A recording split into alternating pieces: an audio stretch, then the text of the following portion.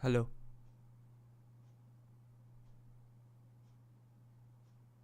Hi guys. Let me know if the audio is coming fine, if the video is buffering or not. I think we are having some problems like the last day we did the live stream of history of Indian philosophy. I think this website is too heavy for the bandwidths in some way. Today I think we'll have to discuss without my face again. It's buffering, right?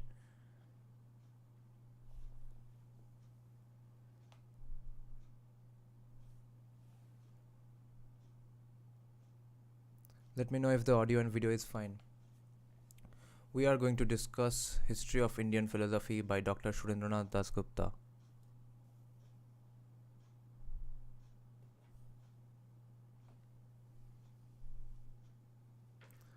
Okay, this is going to be a problem.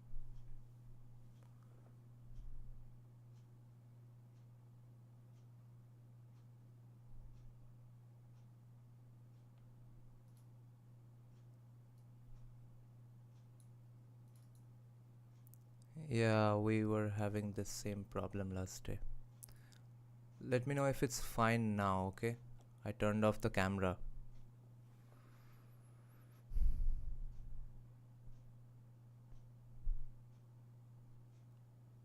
Wait, we might have to restart things again. I think there's a problem with this website is too heavy for this bandwidth. It's only happening on these days. Okay, I turned off the webcam. My actual physical copy of History of Indian Philosophy is coming by the end of this week. So after that we won't have this problem anymore. Okay, now let me know if the audio is coming fine. Okay, I'll check from my phone as well.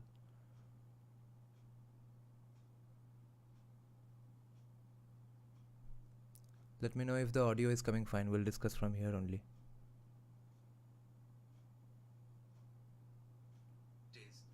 Okay, I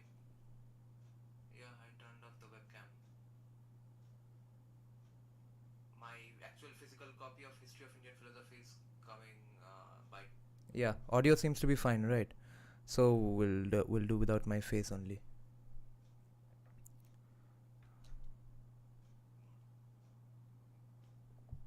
Okay, let's start now. Audio is okay till now. Okay, we'll do it this way only.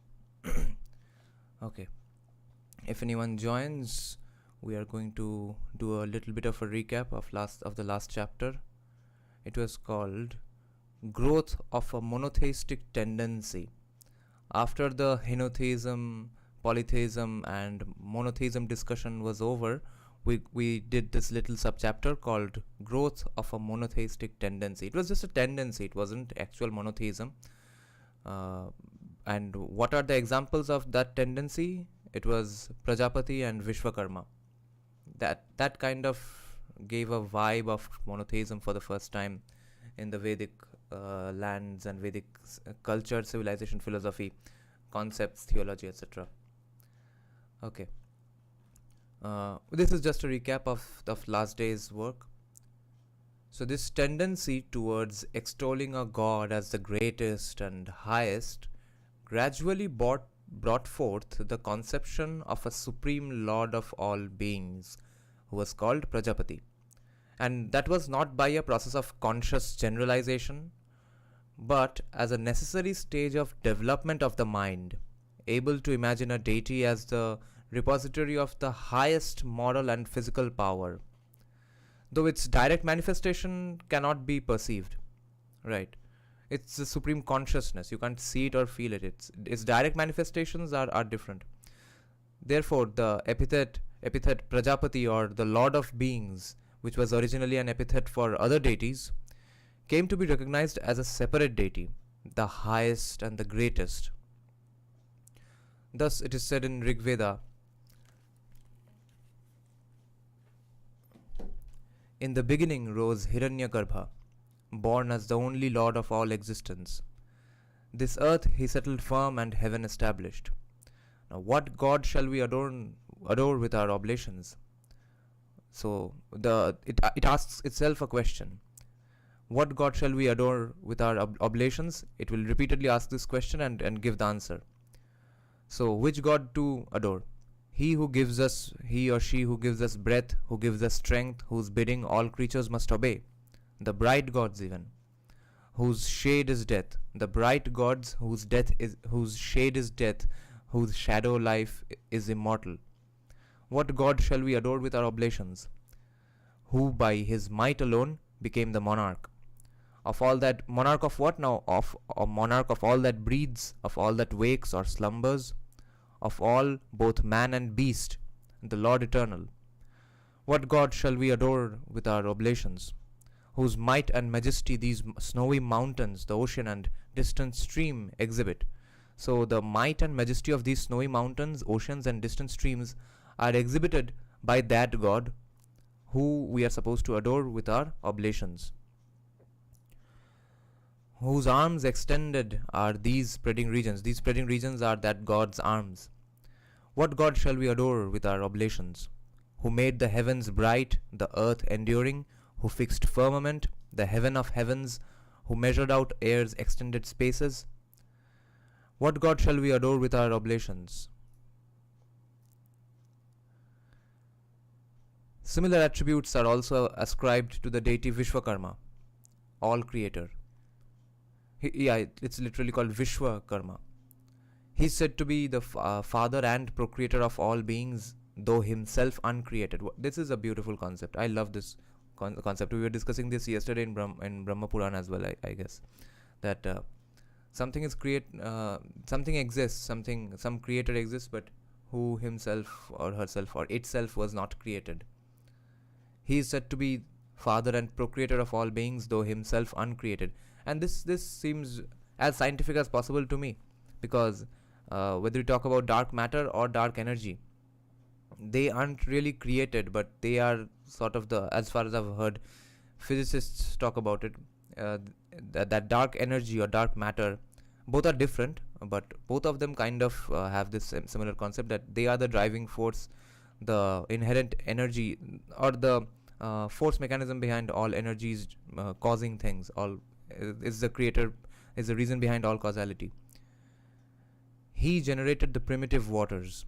It is to him that the sage says, who is our father, our creator, maker, who every place doth know and every creature.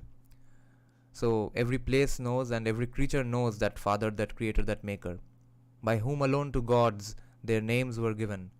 To him all other creatures go to ask him. This is where we ended last day. Okay, now let me check this out. Okay, so now we start Brahma. The conception of Brahman, which has been the highest glory for the Vedanta philosophy of later days, had hardly emerged in the Rig Veda from the associations of the sacrificial mind. So the idea of the Brahman hadn't been doing sacrifices for everything.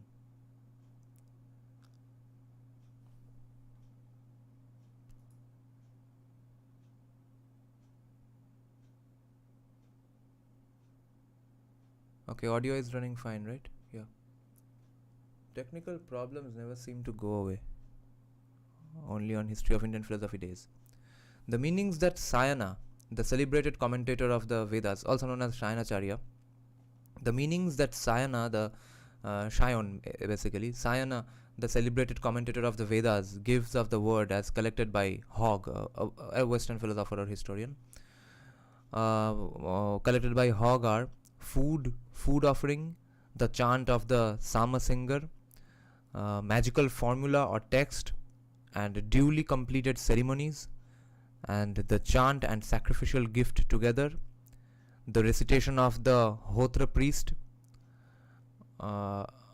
Agnihotra, the recitation of the Hotra priest, and also great. Roth, another Western philosopher, একটা common হিন্দুর দায়িত্ব কি? Common হিন্দুর দায়িত্ব হলো এই আমার মতে আমি যা করছি সেটাই okay he is asking what's the duty of a common Hindu? The duty of a common Hindu is to create narratives and debate, never let go of a debate, and to keep I can only recommend what I can do myself. So I'll say keep writing and doing videos yourself. There has to be so much content that the algorithm forces only these narratives to people, so that all other narratives disappear. If not, at least are relegated to the sidelines. Just like the Hindu narrative was relegated to the sidelines all these years. Churn out so much content, scholarship, books, Instagram posts, Facebook statuses, everything, that only these remain in the public eye. Okay. Roth, another Western philosopher, says that it also means the devotion which manifests itself as longing and satisfaction of the soul and reaches forth to the gods. That devotion. But it is only in the Satpath Brahman that the conception of Brahman has acquired a great significance as the supreme principle, which is the moving force behind the gods. Wow, this is the best definition of the concept of Brahman I've ever heard. So we are discussing when did the concept of Brahma, Brahman come about. It wasn't in the Rig Vedic era, at least not in the Rig Veda itself. So Roth and this author, Dr. Surendranath Dasgupta, they noticed that it is only in the Satpath Brahman that the conception of Brahman has acquired a great significance as the supreme principle. Brahman is the supreme principle, which is the moving force behind the gods. Therefore, Brahman is the dark matter or dark energy as conceptualized by today's physicists, as far as I can understand. I might as well be wrong. Okay, Afin is saying get married, have kids. Words are only worthy if they have people to follow. Without demographics, there is nothing. Yes, there's demographics is the main reason for the safety and protection of the demographic. Okay. Thus, the Satpath Brahman says, quote, "Verily in the beginning this universe was the Brahman. It created the gods, and having created the gods, made them ascend these worlds. Agni, this terrestrial world, Vayu, the air, the Surya, the sky. Then the Brahman itself went up to the sphere beyond. Having gone up to the sphere beyond, it considered, how can I descend again into these worlds? It then descended again by means of these two, form and name."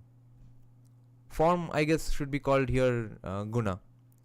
Form and name. Whatever has a name, that is name. And that again which has no name and which one knows by its form, something that does not have a name but we can know by its form, this is of a certain form, that is form. For example, if we say this sentence about something, that this is of X form, okay, that is form. As far as there are form and name, so far indeed extends this universe. Wherever there is something that has a name or a form, that is the extent of this universe, according to Satpath Brahman. These indeed are the two great forces of Brahman.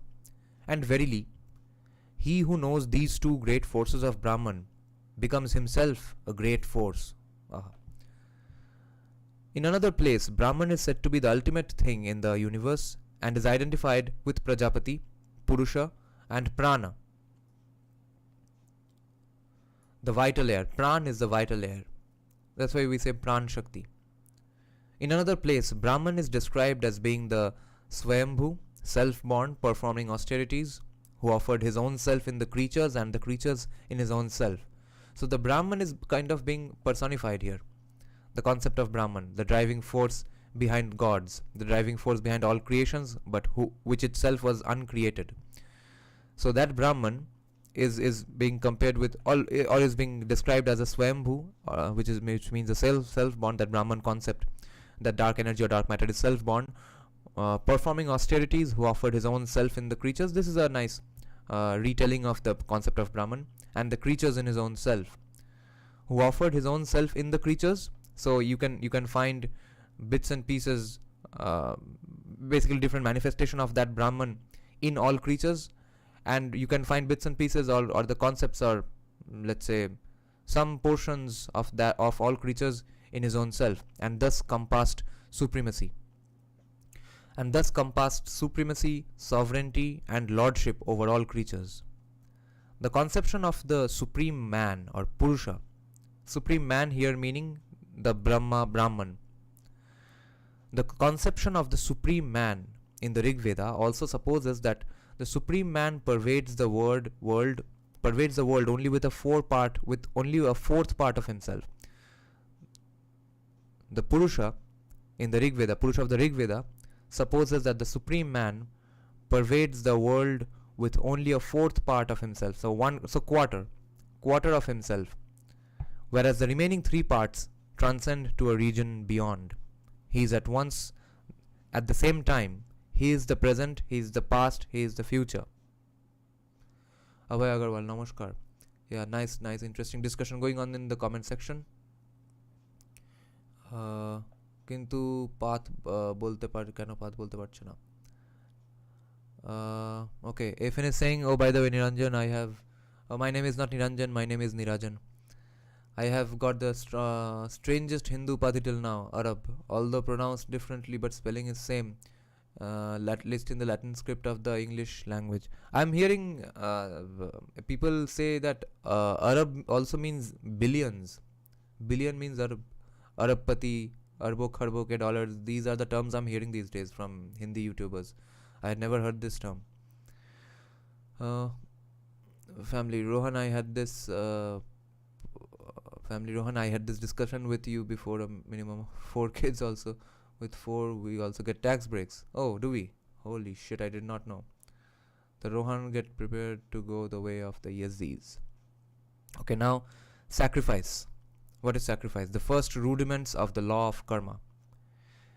So Surendranath Dasgupta writes, it will however be wrong to suppose that these monotheistic tendencies which we just discussed, that Brahma, Brahman, Purusha or Prajapati or Vishwakarma, these monotheistic tendencies were gradually supplanting the polytheistic sacrifices. On the other hand, okay, the last day we had discussed something interesting, that the difference between henotheism and monotheism, henotheism and polytheism. So the argument was from this author that we aren't really polytheistic. In polytheism, all gods have different identities, completely different existences, completely different stories behind them, so to speak, completely different reasons to worship them, of course. But what we have is that we have different gods who are manifestations of one single supreme consciousness. So that's the difference. Polytheistic sacrifices. So it will, however, be wrong to suppose that these monotheistic tendencies were gradually supplanting the polytheistic sacrifices. So it's not that case. It would be wrong to think that these monotheistic tendencies were surpassing in importance, were surpassing the importance of polytheistic sacrifices. It wasn't doing that. On the other hand, the complications of ritualism were gradually growing in their elaborate details.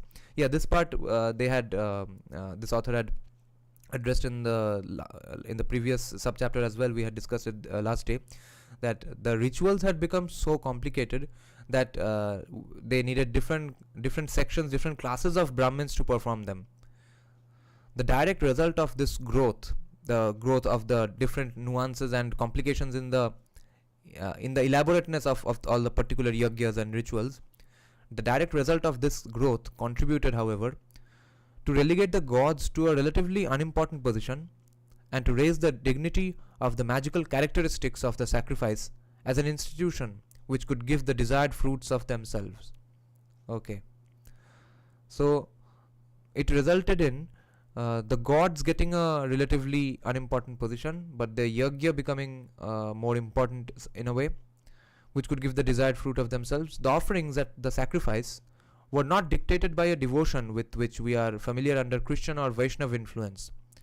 The sacrifice taken as a whole is conceived to be a kind of machinery in which every piece must tally with the other. So it was like a moving machine, the rituals. And the slightest discrepancy in the performance of even a minute ritualistic detail, say in the pouring of the melted butter in the fire, or the proper placing of utensils employed in the sacrifice, or even the misplacing of a mere straw contrary to the injunctions. So doing anything that was not recommended, doing any small mistake in those things was going to be considered absolutely horrifyingly wrong. So we are gradually seeing the rituals becoming more and more elaborate, more and more layered, more and more complex, and more things to do, and more rigid. So the sacrifices, they were taken as a if taken as a whole, seem to be as Western philosopher Hogg notes, to be a kind of machinery in which every piece must tally with the other, and in which if you do a slightest discrepancy in the performance of even a minute ritualistic detail, for example pouring of the melted butter on the fire, or the proper placing of utensils employed in the sacrifice, or even the misplacing of a mere straw, which goes contrary to the recommendations, these kinds of small mistakes was sufficient to spoil the whole sacrifice with whatsoever earnestness it might be performed. Yeah, this has been mentioned in the Rigveda, Bengali Rigveda explanation I'm reading as well. No, it's not the explanation, I'm reading the explanation parts right now. And even there it says, and that's an ancient Bengali translation, it was done in the 1800s. It's not ancient, it's about 200 years old. So even there it says that even if you want a particular thing, it has to be done in the correct way. Only then you get the results in terms of a Vedic yajna. So sufficient to spoil the whole sacrifice with whatsoever earnestness it might be performed. Earnestness is jitna bhi ho, but doing those mistakes was considered to be a spoiling effect for the entire yajna or the endeavor. Even if a word was mispronounced, the most dreadful results might follow. Yeah, we know this. This has been discussed multiple times. There was a they are giving the same example. I have seen this example in the introduction of Brahma Puran. I have seen this example in the Bengali translation of Rig Veda in the introductory sections, and we are seeing that same example here today. Okay, this is very interesting. Thus, when Twastra performed a sacrifice for the production of a demon who would be able to kill his enemy Indra, owing to the mistaken accent of a single word, the object was reversed and the demon produced was killed by Indra. This is what the story goes. They made a mistake in one little one letter. The pronunciation mistake happened in one letter during the yajna, and the effect changed completely 180 degrees. So but if the sacrifice could be duly performed down to the minutest detail, there was no power which could arrest or delay the fruition of the object. Thus, the objects of a sacrifice were fulfilled. The objects were the motives with which you are doing that sacrifice, that yajna. Thus, the objects of a sacrifice were fulfilled not by the grace of the gods, but as a natural result of the sacrifice. This is what was considered. The performance of the rituals invariably produced certain mystic or magical results by virtue of which the object desired by the sacrificer was fulfilled in due course, like the fulfillment of a natural law in the physical world. The sacrifice was believed to have existed from eternity, like the Vedas. The creation of the world itself was even regarded as the fruit of a sacrifice performed by the Supreme Being. This is a beautiful concept.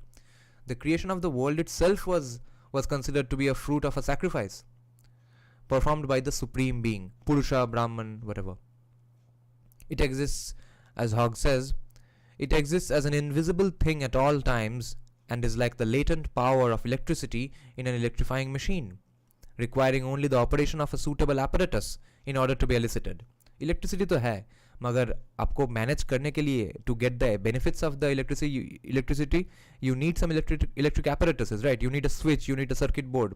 Electric तो आप invent नहीं कर रहे हैं, वो तो है, पानी में है, आप डैम बना रहे हैं, उसके बाद वायर से आ रहा है आपके घर में, but you need some other gadgets as well. So the comparison here is that the rituals, the sacrifices, they are the so-called apparatuses to invoke the power of the electricity, or in this case gods. Let's check out some comments. Apu Bose is saying nowadays Brahman are doing online yoga, or Brahman are doing online yoga. Arabpati, Kharapati, etc. First try to stop that love jihad in West Bengal. West Bengal is a safe haven for love jihad. Yeah, Arabpati is also a term used to refer billionaire. Hi Dada, Jai Shri Radha Krishna, Jai Shri Radha Krishna. Okay, nice. Lots of people have joined finally. Okay, and the reason I'm not having a camera today as well is that because we had the exact same problem in the first few minutes. It was hanging, it was all crashing, etc., and it was buffering, so I took off my webcam today as well. I think there's some problem with this website, because this is such a beautifully made, such a smooth running, such a insanely heavy data bandwidth consuming website that OBS is not being able to handle webcam, Google Meet, then me casting it, and then the separate website of my live stream going on. All that is not being able to be handled by OBS. That's why I think it's creating a problem. And my physical copy of History of Indian Philosophy will arrive in a few days. So next week when we do it, or day after tomorrow when we also discuss History of Indian Philosophy, we will have a physical copy in my hands, hopefully. And just letting you all know that tomorrow night at 12 we are discussing Dr. Meenakshi Jain's paper recommended by a viewer called Nihilist Trader. Okay. So these rewards, the sacrifice is not offered to a god. We just compared the sacrifices and the yagyas to electricity. The sacrifice is not offered to a god with a view to propitiate him or to obtain from him welfare on earth or bliss in heaven. These rewards are directly produced by the sacrifice itself through the correct performance of complicated and interconnected ceremonies which constitute the sacrifice. Though in each sacrifice, okay, up until this sentence, if I was a anti-Hindu leftist, I could easily take out this quote from here to claim that so the Brahmin priest class was creating extra power for themselves by giving more importance to the performance of the rituals than to the cause or reason behind the rituals themselves. Okay, but if the rituals are looked into, researched hard enough, the particular actions that go into it, all the community building, etc., all the economic generation, etc., that happens, and even the focus, dedication, concentration parts, all those might create the benefits which you are seeking anyway.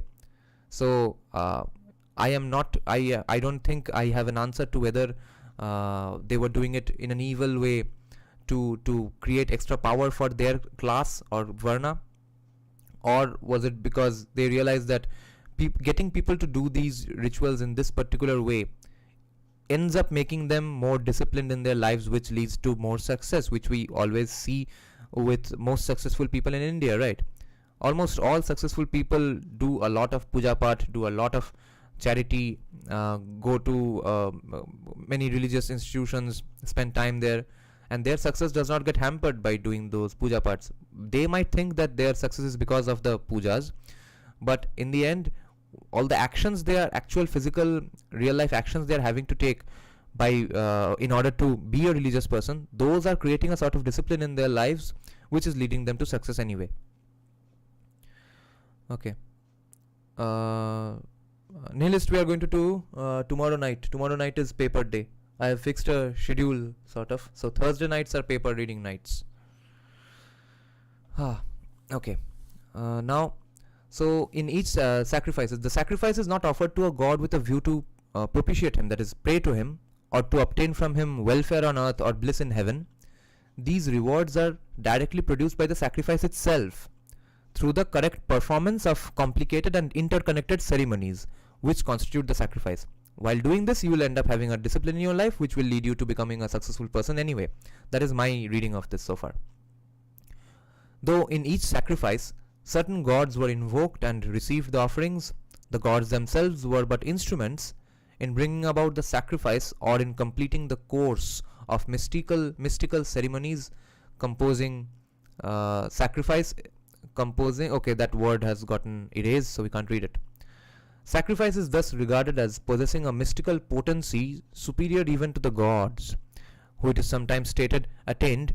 So the gods, it's sometimes stated that the gods themselves attained to their divine rank by means of sacrifice.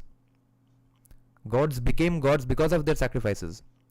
Sacrifice was regarded as almost the only kind of duty, and it was also called karma or kriya, action, and the unalterable law was that these mystical ceremonies, for good or for bad, moral or immoral, they are not assigning a quality to this particular thing, but they are just describing what they have researched, that these mystical ceremonies, for good or bad or moral or immoral, were destined to produce their effects. In bracket they say, because there were many kinds of sacrifices. So they are not, why they are not getting into whether they were bad or good or moral or immoral, because there were many kinds of sacrifices which were performed for injuring one's enemies or gaining worldly prosperity or supremacy at the cost of others. There were different kinds of ceremonies. So let's not get into whether they were good or bad or moral or immoral. Let's just observe them for what they thought was happening because of the ceremonies, the Vedic people. It is well to note here that the first recognition of a cosmic order or law, a particular order in things, a sort of uniformity, a cosmic order or law prevailing in nature under the guardianship of the highest gods, is to be found in the word in the use of the word rita, literally, which means course of things, rita. This word was also used to denote the order in the moral world as truth and quote unquote right, and in the religious world as sacrifice or rite, right, which means the particular performance of the ceremony, religious ceremony, and its unalterable law of producing effects. That is the unalterable law. So what is rita? Rita in the moral world is truth and right and order, and in the religious world rita is right. So you see, the word itself kind of has the exact same pronunciation, right? RTA, rita, right, right, RITE, RIGHT, RTA. There's a similarity here. Okay, let's check out some comments. Nihilist, this one, flawed narratives. Yeah, we are doing this tomorrow. Why subscribers are not increasing? Is there any kind of shadow ban? There may be some shadow ban. I have done some videos which might lead to shadow bans, but it's mainly because I don't do really entertaining content, right? It's 12 AM live streams of academic discussions, so I'm not that sad about it. I have patience, but I think this is important because after all we are conservatives, and what are we trying to conserve? So there needs to be more information dissemination, information distribution, knowledge distribution of the particular things we are trying to conserve. Why are we conservatives? This is the reason I'm doing this, so that we have a better understanding of why or what are we trying to conserve. So this word was also used to denote that rita, the word was also used to denote the order in the moral world as truth and right, and in the religious world as sacrifice or rite, right, and its unalterable law of producing effects.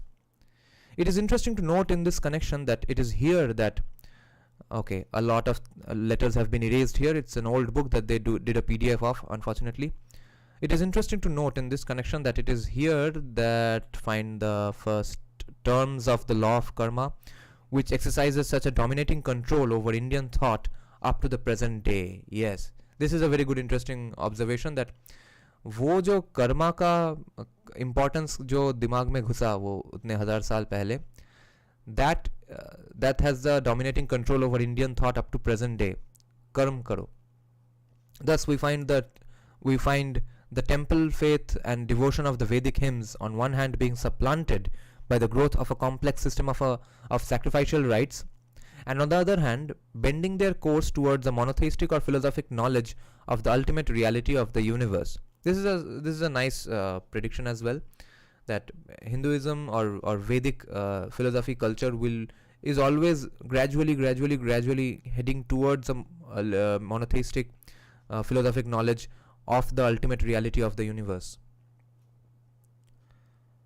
Okay, now we begin a new sub-chapter. Let me take a sip of coffee. Cosmogony, mythological and philosophical. Nice. We will now discuss the cosmology as we can observe from the Rig Veda. Nihilist trader, make more shorts with clickbaity titles. Yeah, I'm trying to cut out clickbaity things from my own words from all the videos I have done. Cosmogony, mythological and philosophical. The cosmogony of the Rig Veda may be looked at from two aspects, the mythological aspect and the philosophical aspect. The mythological aspect has in general two currents, that is two stotras, two srots, as Professor MacDonald says. One of these currents regards the universe as the result of mechanical production the work of carpenters and joiners' skill. The other represents it as the result of natural generation. Yeah, one school of thought is saying that it's the work of a carpenter. It's like the work of a carpenter जिसने हाथों से बनाया है ये universe. The other school of thought is saying that it's the result of natural generation. एक के बाद एक accumulate होते होते होते होते गया है और आज हम देख रहे हैं कि ये आज जो आसपास में सब कुछ है, that is how it has been formed. Things have accumulated over time, things have evolved. I believe in this concept as well, obviously. Thus, in the Rig Veda, we find that the poet in one place says, quote, "What was the wood and what was the tree out of which they built heaven and earth?" He asks the question, whoever wrote that particular Shukta, that what was that wood and tree of which this earth was built? The answer given to this question in Taittiriya Brahmana is that, quote, "Brahman the wood and Brahman the tree from which the heaven and earth were made." Heaven and earth are sometimes described as having been supported with posts. They are, okay, there's a footnote here, some sort of, let's see what's a post. MacDonald's Vedic mythology, okay, this is a citation, not a footnote. So, heaven and earth are sometimes described as having been supported with posts. I see. So, it's like pillars, lamppost ke jaise. Heaven and earth are described sometimes as having been supported by those posts or pillars. They are also sometimes spoken of as universal parents. And parentage is sometimes attributed to Aditi and Daksha. Binay Singh is saying, Harsha, what about general caste? Why have you so much hate towards general caste? Harsha.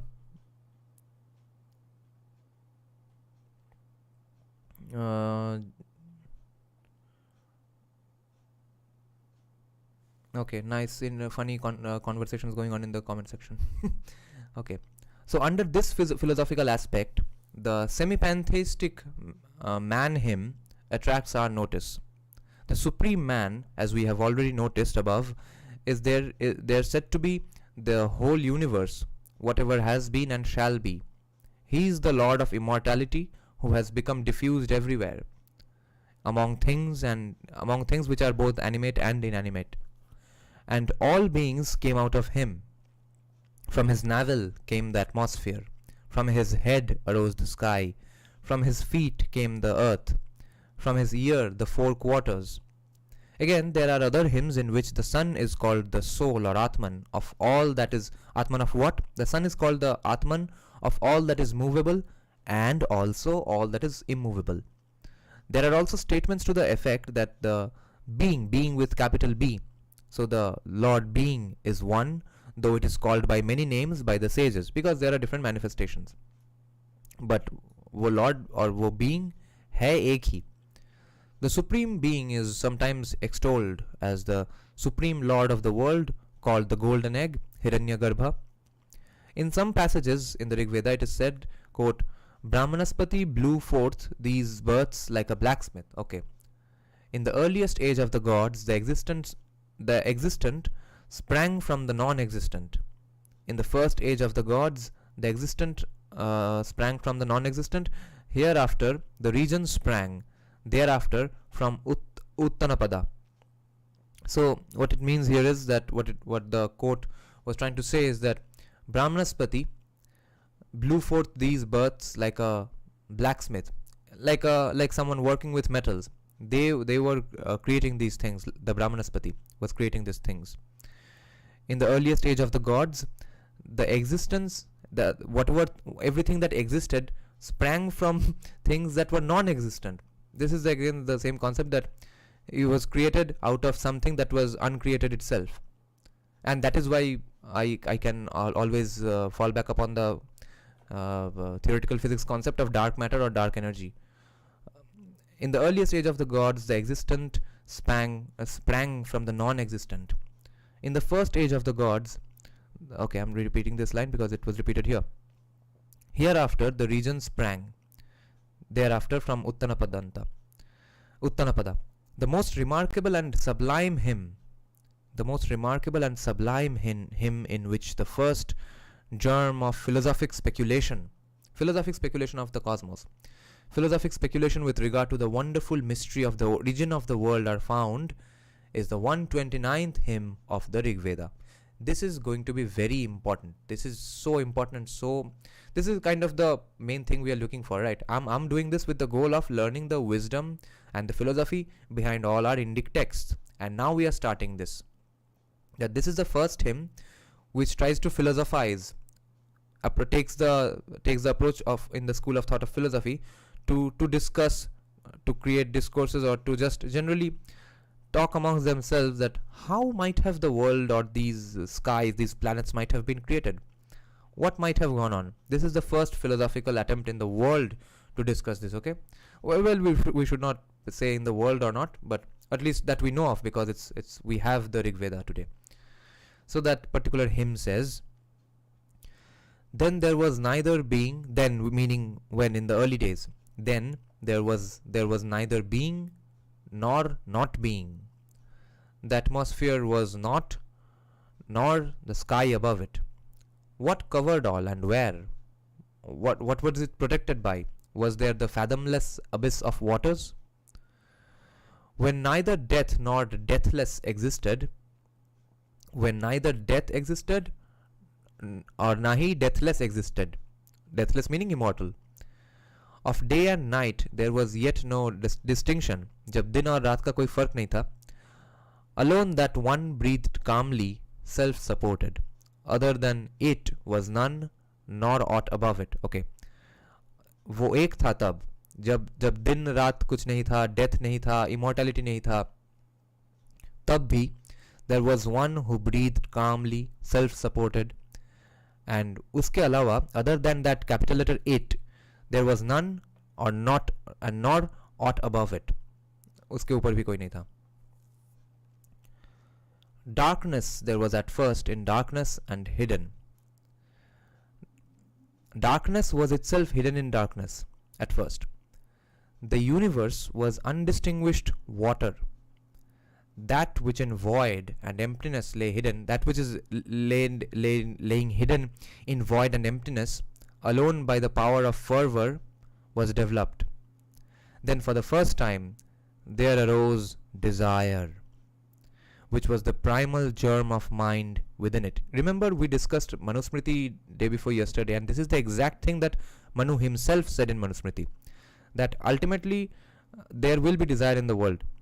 Desire नहीं करना चाहिए, ये बोल के कोई फायदा नहीं है. The best thing to do is to replace desire with knowledge of with the pursuit of the right kind of knowledge. मगर desire तो होगा ही. And in fact Manusmriti goes on to say that everything you do, every good thing, bad thing, is out of desire.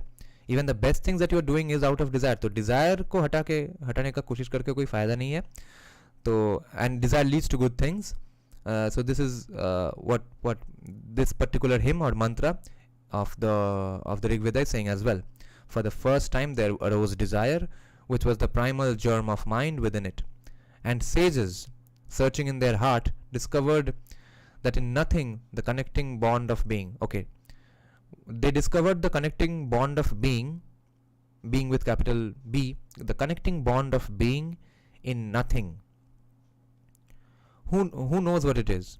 Who here can tell us surely from what and how this universe has risen, and whether or not after it till after it the gods lived? Who then can know from what it has arisen? The source from which this universe has risen, and whether it was made or uncreated, he only knows. From who the highest heaven rules, the all-seeing Lord, or maybe he doesn't know. This is incredibly fascinating and very scientific, because see how much it questions itself. Okay, it's not really, at least as of now, it's not giving the answer.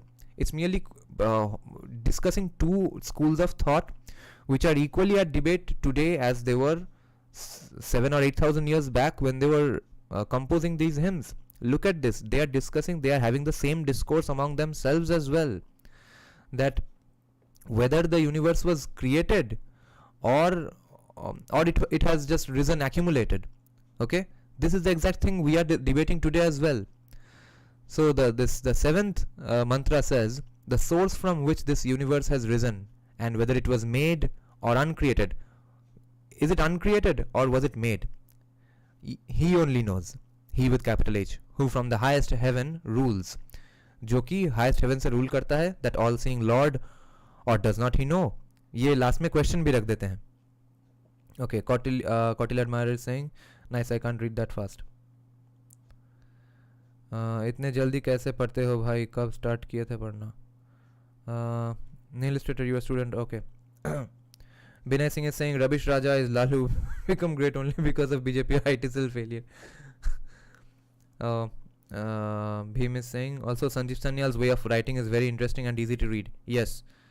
Rohan Shatra is saying, recently he went to Paris and tried to find Anderson in Nali. Apu Bose is saying, Dada, do news review. Yeah, news review I was going on doing, and I just don't have the time at the moment. I'm prioritizing this over news commentary, because ultimately what matters is that whether I'm giving something of more value than what others are giving, because news commentary after all is being done by so many people. I have some of my views as well which might not be in agreement with everyone, so it's not like whatever I say is absolutely useless, but this is even more important according to me. So if I get some extra time on my hand, I'll resume news commentary. And Bhim, I wanted to tell you that since you're talking about Sanjeev Sanyal's way of writing, which is very lucid, I would tell you that among all the authors I've read, Sanjeev Sanyal is the second most lucid writer I've ever read. The most lucid, most smoothest English writer is Sanjay Dikshit, out of all people, okay? His book Unbreaking India, see, I've been repeatedly saying that India, Bharat, Pakistan is such a book that you can't take it on a holiday, or you can't post a pic saying they're curled up with a good book, etc. It's not a nice passive reading book, okay? India, Bharat, Pakistan, India, that is Bharat. But Sanjay Dikshit's book Unbreaking India is so smooth that, I mean, it's such a dark topic. Even then, you'll be able to read it casually, anytime, even for 5 or 10 minutes sitting. And most importantly, the chapters are so small.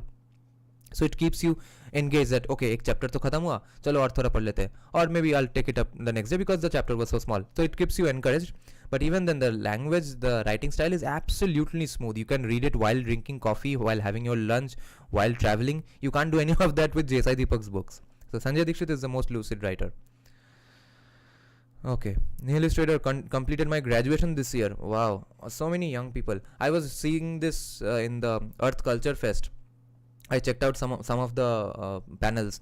Did you all see such a young audience? This is essentially a literature festival, and when in the world has a literature festival had such young audiences? This is so amazing to see. By the way, guys, did you all see that Anand Ranganathan doing the panel discussion with Salvatore Babones? This was very weird. I think Anand Ranganathan was drunk. I think he had a bit of alcohol right before the event, and that's why he screwed up that bad. It was very, very weird to see Anand Ranganathan behave that way. Okay, now we resume. So, the source from which the universe has risen, whether it was created or was it uncreated, was it made or uncreated? This is the debate going on in the minds of the rishis who were writing the Rig Veda as well. The earliest commentary on this is probably a passage in the Satpat Brahman, which says that in the beginning, this universe was, as it were, neither non-existent nor existent. I guess this is the concept of shunya, right? In the beginning, this universe was as it were, existed and it did not exist. It was non-existent and existent, and it existed and did not exist. There was then only that mind. I have read this quote in Sri Aurobindo's book, The Life Divine. This is why it seems familiar to me, this concept. Only the mind existed. There's great importance given to always the mind and knowledge in Hindu texts, remember. If you ask me to describe Hinduism or the core topic of Hinduism in one or two words, what does Hinduism boil down to? It boils down to mind and knowledge. Wherefore, it has been declared by the Rishi who wrote in Rig Veda, the 129th Shukta, that Rishi wrote that there was then neither the non-existent nor the existent, because mind was, as it were, neither existent nor non-existent. This mind is with capital letter because we are talking about the mind, the Purusha, the supreme mind, the Brahman. This mind was created, wished to become manifest, more defined, more substantial. It sought after a self or a body, that mind. That mind practiced austerity, it acquired consistency. In the Atharva Veda also, we find it stated that all forms of the universe were comprehended within the god Skambha. Thus we find that even in the period of the Vedas, there sprang forth such a philosophic yearning. Yeah, this is what I was saying, that even in the period of the Vedas, there sprang forth such a philosophic yearning, philosophic chah, bhook, philosophic yearning, at least among some, who could question whether this universe was at all a creation or not, which could think of the origin of the world as being enveloped in the mystery of a primal non-differentiation of being and non-being.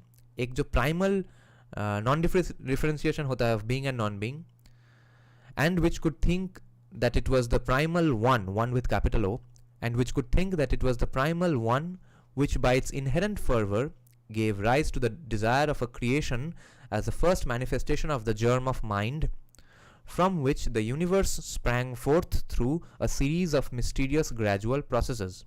So yeah, this is what I was also observing 5 minutes back, that even back then they were having this very ongoing, always ever modern current debate, that is the universe created or is the universe accumulations of different evolutions. In the Brahmanas, however, we find that the cosmogonic view generally requires the agency of a creator. Agency meaning the personal actions of a creator. So in the Brahmanas, we find that the cosmogonic view generally requires the agency of a creator, who is not, however, always the starting point. That creator is not the starting point, not always at least. And we find that the theory of evolution is combined with the theory of creation, right? So that Prajapati is sometimes spoken of as the creator, while at other times the creator is said to have floated in the primeval water as a cosmic golden egg, Hiranyagarbha. Brahmand is cosmic egg, cosmic golden egg we are talking about right now. So you see, debate and contradictions and conversations is the very basis, is the core tenet, core pillar of Hinduism we can observe from here, right? Can you believe this? The first Veda, the 129th hymn of the first Veda gives off this inner contradiction or the ongoing debate, that is the universe really made or was it accumulated? They don't give the answer to that. They just hold up two different points of view. Okay, let's just take. I'm reading a bit of comment sections now. Yeah, in Earth Cultural Festival, Anand Ranganathan was very awkward. Yes. Bhim says drunk. Yeah, I think he was drunk. But he later made up by trolling that Rahmani guy. Yeah, Rahmani guy ko jo troll kiya, my god, he starts off with a blast. Nihilist is saying, I didn't like Unbreaking India that much. I think Dikshit tried making it as small as possible and missed out on so many significant information. And Nihilist, I agree with you 100%. But then, this is why most people won't be able to finish India, Bharat, Pakistan. Okay. The reason that people are finishing Sanjay Dikshit's book is because it's written that way. Okay. So you will just have to cut some slack to people who just don't lack the physical dedication to read a book. Okay. Because remember, reading a book it takes a lot of physical dedication. Because I had stopped reading for about 10 years. So when I got back to reading like in 2021 end, I found it physically tough to read. I fixing your eyeballs on the spot, on the lines, consuming the words, then not even reading blankly. The words have to go to your head. People who are in school and colleges might find this a little easier to do because they are in the process of academia, right? But people who have given up reading, for them starting suddenly a book called India, Bharat, Pakistan, or India that is Bharat is next to impossible. For them, Sanjay Dikshit and Sanjeev Sanyal are the go-to authors. Uh, Actually, Bhim, he wasn't talking against Salvatore Babones. They were supposed to have a discussion, but I think because he was drunk, he ended up making fun of the situation and kind of got into a confrontation for no apparent reason. Salvatore Babones was making great sense, and he was not being able to finish his sentences because Anand Ranganathan thought that he's my good friend, we'll just have a nice hangout chat. But then he did not let him finish any of his arguments or statements. Okay, Abhay saying Advaita Vedanta is one philosophy that could challenge a disbeliever. I see. We'll read it someday here. Binay Singh is saying Ravish Kumar कुछ भी lucid Hindi में बोल देता है लोग उसे ले लेते हैं बिना समझे. Yeah, absolutely. If people start questioning, left narrative will debunk itself. Yeah, that is what happens, Binay Singh. And Binay, remember that leftist politics is easier to justify and explain, right? आप सिर्फ बोल दीजिए. Thomas shovel का एक coat है इस topic में कि on the side of the angels, leftists always think that कि हम तो भगवान के दूत हैं. हम तो बोल रहे हैं कि गरीबों का अच्छा हो, इसके लिए जो करना है हम करेंगे. कैपिटलिज्म भगा देंगे, मार्केट इकोनॉमी भगा देंगे, तो विल डू एवरीथिंग. तो that's obviously more an argument that has more appeal. तो हिंदी में स्मूथली बात कर सकते हैं. संजय दीक्षित भी आजकल उनको भी बहुत पॉपुलैरिटी मिल रहा है. तो हिंदी का फ्लुएंसी ज़रूरी है, बट हिंदी का फ्लुएंसी हो ना हो, जो कोई भी लैंग्वेज में फ्लुएंसी हो, leftist policies will always be more of an appeal. Not just challenge, फाड़ देगा. I see. Okay, now we start a different subchapter called eschatology, the doctrine of Atman. We will just Google what this word eschatology means. I forgot what it means. I had understood it just a few weeks back. So eschatology is the part of theology concerned with death, judgment, and the final destiny of the soul and of humankind. This is seems a bit of a Christian concept at the start. Let's just see what Vedas say on eschatology. So author writes, there seems to be a disbelief in the Vedas that the soul could be separated from the body in states of swoon. There seems to be a belief. The Vedas believe that the soul could be separated from the body in states of swoon. Swoon का मतलब क्या है देख लेते हैं. Swoon means faint, especially from extreme emotion. I see. So a sort of an unconscious state. In that state, Vedas believe that soul can be separated from the body and that it could exist after death, though we do not find there any trace of the doctrine of transmigration in a developed form. So far in the Rig Veda, what we are noticing is that they are discussing a concept that soul can live on after death, but so far they have not talked about transmigration, which means the soul going to another body.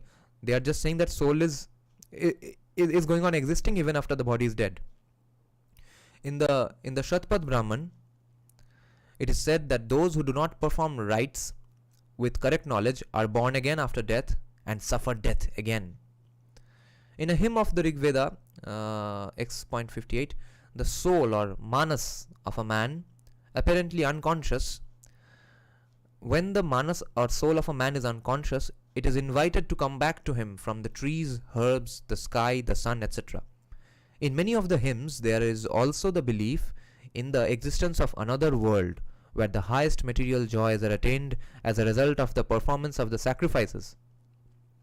A place, a world where you can go, where the highest material joys are attained as a result of the performance of the sacrifices, and also in a hell of darkness underneath where the evil doers are punished. Yeah, this kind of sounds a bit has some overlaps with Abrahamic episteme. Although just yesterday we read in Brahma Puran that Brahma Puran authors disagreed with this idea. Brahma Puran says that the state of mind is heaven and hell. Good deeds make you feel like you're in heaven, bad deeds make you feel like you're in hell. The guilt, the sin. So in the Shatpad Brahman, we find that the dead pass between two fires. The dead pass between two fires which burn the evil doers, but let the good go by. It is also said there that everyone is born again after death.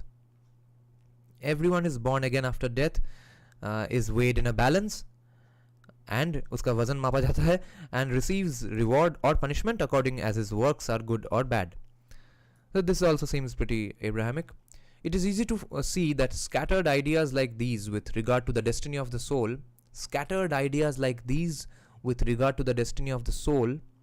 according to the sacrifice that he performs or other good or bad deeds, from the first rudiments of the later doctrine of metempsychosis.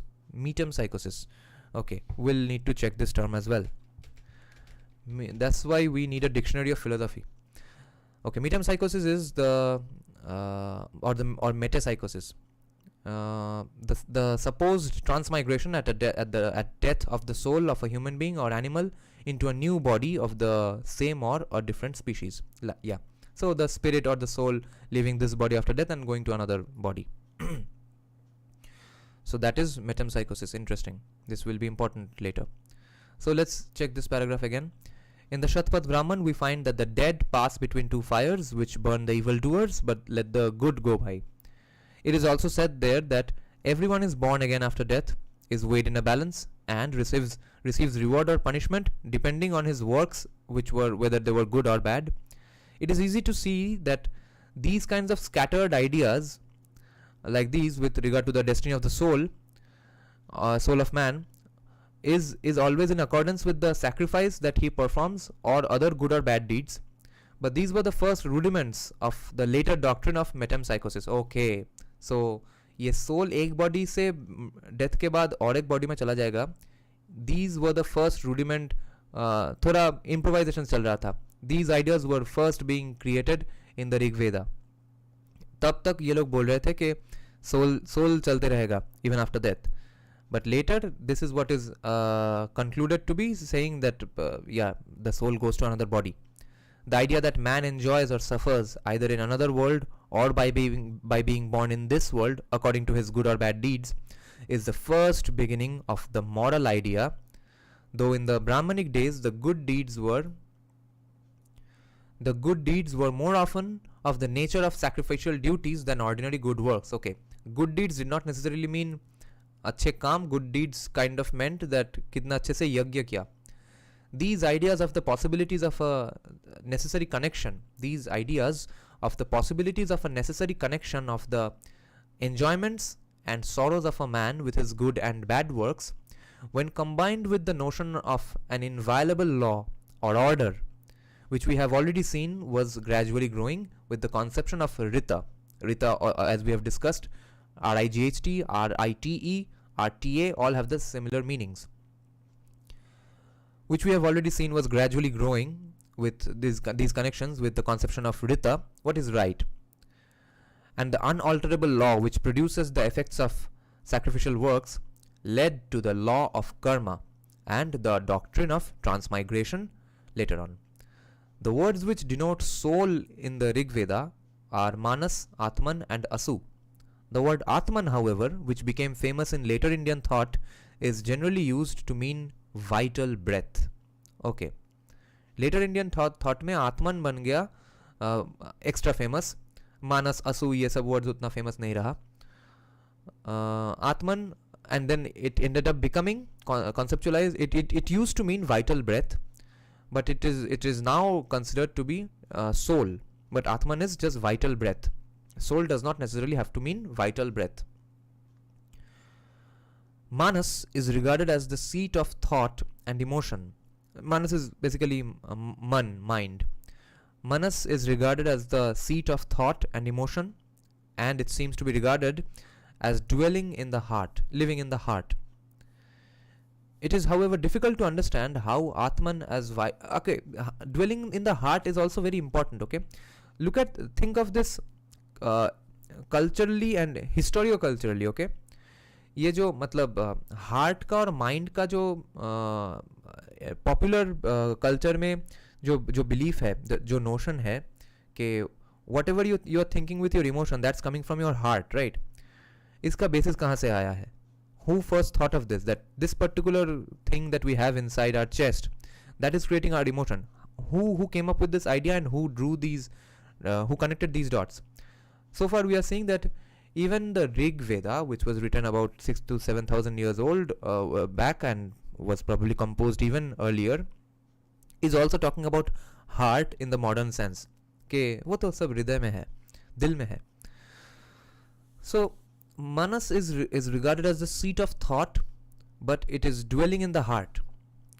It is, however, difficult to understand how Atman as vital breath or as a separable part of a man going out of the dead man came to be regarded as the ultimate essence or reality in man and the universe. This is a very important point. I wish I had the physical copy right now because I needed to underline this. Okay, it is difficult to understand कि ये Atman, which was supposed to be vital breath, okay, which and this vital breath is a separable part of the man, and it is coming out of the dead man.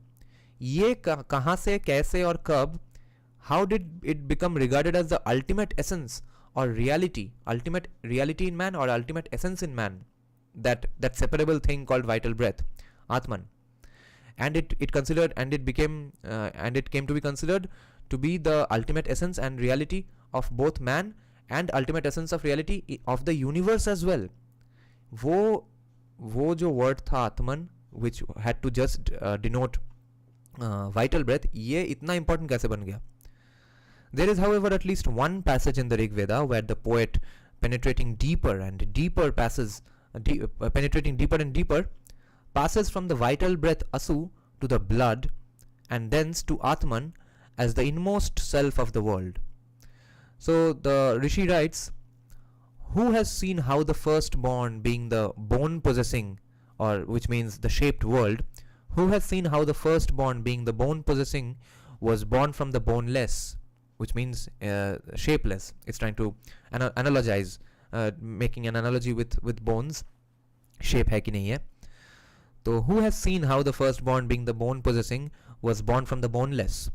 Where was the vital breath, the blood, the self, which is Atman of the world? Where was the vital breath, the blood, and the self of the world? Who went to ask him that knows it? Okay, another question here. See, our culture is all about questioning and gaining knowledge. In Taittiriya Aranyaka 1.23, however, it is said that Prajapati, after having created his self as the world, with his own self entered into it. Okay, Prajapati, after having created his self became the world. After having created it, he with his own self entered into it. In Taittiriya Brahmana, the Atman is called omnipresent, which therefore can be later conceptualized as God, omnipresent. In Taittiriya Brahmana, the Atman is called omnipresent, and it is said that he who knows him is no more stained by evil deeds. Usko jisne jaan liya. Thus, we find that in the pre-Upanishad Vedic literature, Atman probably was first used to denote just that vital breath in man, then the self of the world, as if the entire world or cosmology or the universe was one self. And then it was considered to be the self in man. This is the gradual trajectory that happened. That vital breath first used to mean, Atman first used to mean vital breath in man, then it became self of the world, then it became self in man.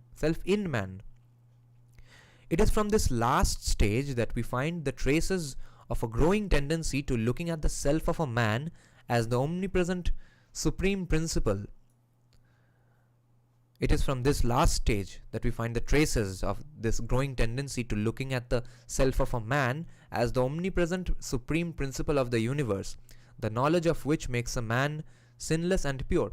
Look at this, how individualism is approached in Hinduism. Now the man, the human, each and every human being is now being considered to be of extreme importance. This is also, in a way, it's analogous to the Abrahamic episteme, where they say that everyone is made in the image of God. So you see, it's written here that the third stage of Vedic knowledge, they considered that ये जो self है, ये जो supreme consciousness है, that is manifested in man as well and in every man. So हर किसी में भगवान है, that concept comes in. So growing tendency to looking at the self of man as the omnipresent supreme principle of the universe, mankind. क्योंकि वो self क्या है, वो self of man है, वही वाइटल ब्रेथ, वही Atman which was the self of the world, that has evolved into being considered to be the self of mankind, humans as well, the knowledge of which makes a man sinless and pure. Okay, the conclusion of chapter 1. Looking at the advancement of thought in Rig Veda, we find first that a fabric of thought was gradually growing, which not only looked upon the universe as a correlation of parts or a construction made of them, but sought to explain it as having emanated from one great being who is sometimes described as one with the universe. One great being who is one with the universe and surpassing it. So, construction of universe, or the existence of universe was tried to be explained by the Vedic people, Vedic rishis, that it as having emanated from one great being who is sometimes described as one with the universe and surpassing it, and at other times as being separate from it, because there are both answers. We don't have one single answer here. They are merely having a conversation and contemplating it among themselves. So let's check it out from here once again. Looking at the advancement of thought in the Rig Veda, we find first that a fabric of thought was gradually growing, which not only looked upon the universe as a correlation of parts or a construction made of them, but sought to explain it as having emanated from one great being who is sometimes described as one with the universe and surpassing it, and at other times as being separate from it. The agnostic spirit, which is the mother of philosophic thought. This is again a beautiful way of explaining it, that मुझे पता नहीं है, I'm not sure of the answer, but I can see that both these answers might as well be true. The agnostic spirit, which is the mother of philosophic thought. हाँ, तो philosophic thought आएगा कहाँ से? If you think you already know the answer, you contemplate. That is how philosophy happens. The agnostic spirit, which is the mother of philosophic thought, is seen at times to be so bold as to express doubts even on the most fundamental questions of creation. Doubts even on the most fundamental questions of creation, which is, who knows whether this world was ever created or not. What a beautiful way to start this book, and what a beautiful tribute to Hinduism. This is, I think, this sentence also is a great advertisement of Hinduism. I would say, who knows whether this world was ever created or not. Can you believe such a thing written in an Abrahamic doctrine? एक question बोल देते हैं, कौन है, किसे पता, क्या पता, who knows where this world was ever created or not. Secondly, the growth of sacrifices, those yagyas, etc. The growth of sacrifices has helped to establish the unalterable nature of the law by which the sacrificial actions produce their effects of themselves. It also lessened the importance of deities as being the supreme masters of the world and our fate, and the tendency of henotheism gradually diminished their multiple characters and advanced the monotheistic tendency in some quarters. Thirdly, the soul of man is described as being separable from his body and subject to suffering and enjoyment in another world. According to his good or bad deeds. The doctrine that the soul of man could go to plants etc.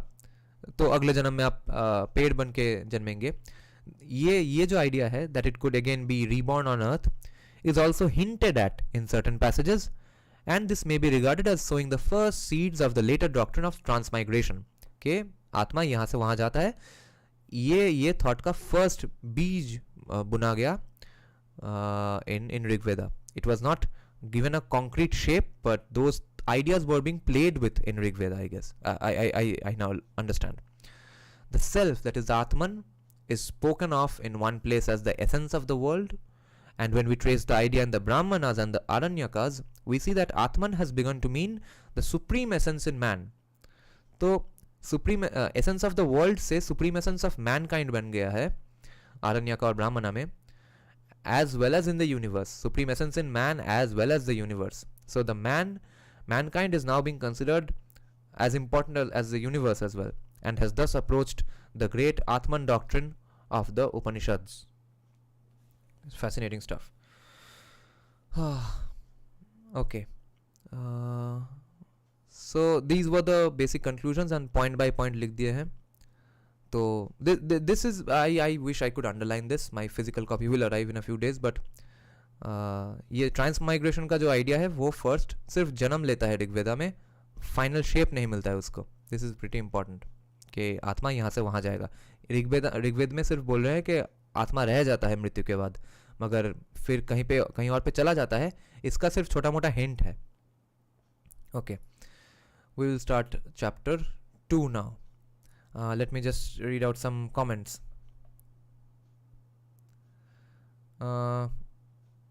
Nihilist Trader, has anybody read Diana X Sacred Geography? Is it good? I plan to read it very soon sometime. Binay Singh is saying it is not a good book. Sri Aurobindo already talked about sacred geography. She just copied into her book. Yeah, Westerners, white liberals, you have no idea. Unless you read Aurobindo's The Life Divine, you will not understand कितना झाड़ के रखा है, कितना plagiarism हो रहा है white liberals में औरोबिंदो के कॉन्सेप्ट्स को लेकर. And Aurobindo is not creating a new religion और something. Aurobindo is going on saying, and everyone has said that Aurobindo is merely doing a commentary on all Vedic texts, Upanishads, etc. So, but they read a bit of Aurobindo and think now it's a different culture or religion altogether, and then they misappropriate it and give it their own names and talk about those same concepts. So it's an intellectual property violation kind of a thing. But that book I will read someday. But there are other books that also talk about sacred geography. Okay, there are books by Jadavpur Sarkar, Radha Kumud Mukherjee, and who was the third Bengali famous historian of those days who wrote history on medieval Bengali? I forgot. So all three have written on sacred geography. I am a Marwadi. Okay. Okay. Kautilya admirer is saying Rajasthani बंधुओं को में मिलाप हो रहा है. Okay. I'm from Uttar Pradesh. Nice. People from all over India checking this out. Okay, let me take a sip of coffee and then we'll start chapter 2.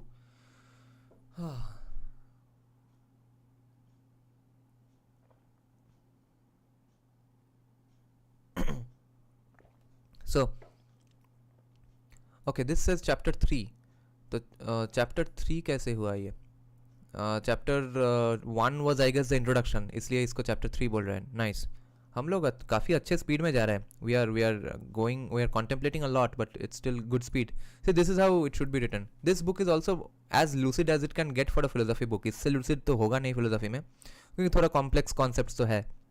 But even then, I'm a big fan of small chapters. Okay. The earlier Upanishads, 700 BC to 600 BC. The place of the Upanishads in Vedic literature. वेदों में उपनिषद्स का क्या ranking है, कैसे हम देखते हैं उपनिषद को, जो कि लिखा गया है 700 BC to 600 BC. Though it is generally held that the Upanishads are usually attached as appendices to the Aranyakas, which are again attached to the Brahmanas, yet it cannot be said that their distinction as separate treatises is always observed. Okay, तो ये distinction हर वक्त इसको importance नहीं दिया जा रहा है. कभी कभी इसे same माना जा रहा है, कभी कभी इसे distinct माना जा रहा है. It cannot be said that their distinction as separate treatises is always observed. Thus, we find in some cases that subjects which we should expect to be discussed in a Brahmana are introduced into the Aranyakas, and the Aranyaka materials are sometimes fused into the great bulk of Upanishad teaching. This shows that these three literatures gradually grew up in one process of development, and they were probably regarded as parts of one literature. Interesting. In spite of the differences in their subject matter. Okay. Deussen, some Western philosopher, supposes that, some scholar, Deussen supposes that the principle of this division was to be found in this, that the Brahmanas were intended for the householders. Okay, yeah, we discussed this earlier as well. The Brahmanas were intended for the Grihastha, Aranyakas were for people in their old age or in Vanaprastha, who withdrew into the solitude of the forests, and the Upanishads were for those who renounce the world. Sannyas जिन्होंने ले लिया है उनके लिए उपनिषद है, for the world to attain ultimate salvation by meditation. So the Brahmana and the Samhitas are for daily householder people like us. Whatever might be said about these literary classifications, the ancient philosophers of India looked upon the Upanishads as being of an entirely different type from the rest of the Vedic literature, as dictating the path of knowledge, jnana marga, as opposed to the path of works, karma marga, which forms the content of the latter. Okay, so let's read the sentence again. Whatever might be said about these literary classifications, the ancient philosophers of India looked upon the Upanishads as being of an entirely different type from the rest of the Vedic literature, as dictating the path of knowledge. So Upanishads is Gyan Marga, and Vedic literature, rest of Vedic literature, prioritizes Karma Marga, which forms the content of the latter. It is not out of place here to mention that the orthodox Hindu view holds that whatever may be written in the Veda is to be interpreted as commandments to perform certain actions, that is vidhi, or prohibitions against committing certain others, nishedha. Even the stories or episodes are to be so interpreted that the real objects of their insertion might appear as only to praise the performance of the commandments. Okay. The stories or episodes are to be interpreted in the way that the real objects of their insertion, what's the reason that they were put in that text itself? तो ये कारण क्या है? So the reason for their insertion might appear to be that only to praise the performance of the commandments. Okay, तो जो commandments, जो recommendations है, जो विधि है, क्या निषेध है, ये सब को अप्रिशिएट करने के लिए ही ये लिखा गया है, the stories and episodes. Okay, कि देखो ये कितना अच्छा काम करता है, and to blame the commission of the prohibitions. तो प्रोहिबिशंस करने के लिए और कमांडमेंट्स कितने अच्छे हैं ये बोलने के लिए लिखे गए थे. No person has any right to argue why any particular Vedic commandment is to be followed for no reason, because no reason can ever discover that. And it is only because reason fails to find out why a certain Vedic act leads to a certain effect that the Vedas have been revealed as commandments and prohibitions to show the true path of happiness. The Vedic teaching belongs therefore to that of the karma marga, or the performance of Vedic duties of sacrifice. So Vedic teaching belongs to that of the karma marga, or the performance of Vedic duties of sacrifice, etc. The Upanishads, however, do not require the performance of any action, but only reveal the ultimate truth and reality, a knowledge of which at once emancipates a man. Readers of Hindu philosophy are aware that there is a very strong controversy on this point between the adherents of the Vedanta Upanishads and those of the Veda. Because the latter, which is the followers of Veda specifically, they seek an analogy to the parts of the Vedic literature to establish the principle that the Upanishads should not be regarded as an exception. Yeah, I posted a Facebook post of someone. I had copy pasted that post where they were arguing the same thing, that Upanishads are not an entirely different conception from Vedic literature. They consider that they should be also interpreted. They should also be so interpreted that they might also be held out as commending the performance of duties. So the followers of Vedic dharma are saying that Upanishads that Upanishads are held out as commending, अच्छे बोल रहे हैं किसको? The performance of duties. यहाँ पे by duty they mean the yagyas or whatever the vidhis and nishedhas in Vedas.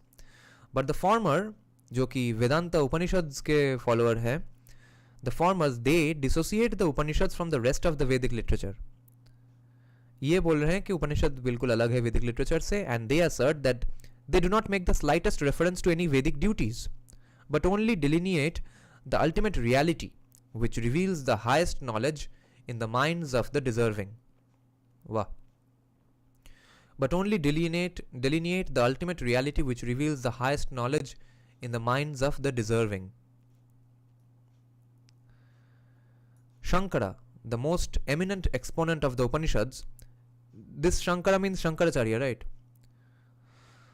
Shankara, the most eminent exponent of the Upanishads, holds that they are meant for such superior men who are already above worldly or heavenly prosperities and for whom the Vedic duties have ceased to have any attraction.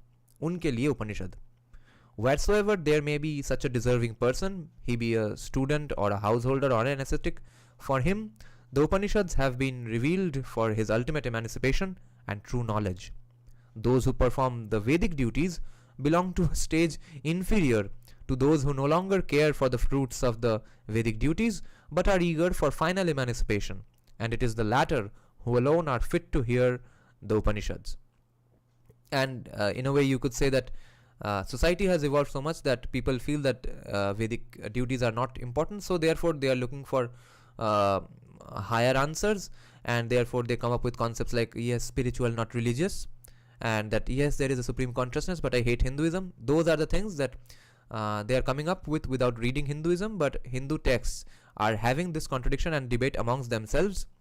Sri Aurobindo is quoting Rig Veda and Upanishad right and left, and coming up with his own interpretations. I will have to do live streams on Sri Aurobindo's book as well, but that's going to be insanely difficult as well. Okay, the names of the Upanishads, the non-Brahmanic influence. The Upanishads are also known by another name, Vedanta. Yes, this is a contradiction and a debate that still goes on. The debate was going on in the ancient times as well today, that does Vedanta mean Ant of Vedas? That is what some people say and some people disagree. So the Upanishads are also known by another name, Vedanta, as they are believed to be the last portions of the Vedas, Vedanta. It is by this name that the philosophy of the Upanishads, the Vedanta philosophy, is so familiar to us. A modern student knows that in language, the Upanishads approach the classical Sanskrit, which is probably Vedic Sanskrit. The ideas preached in Upanishads also show that they are the culmination of the intellectual achievement of a great epoch.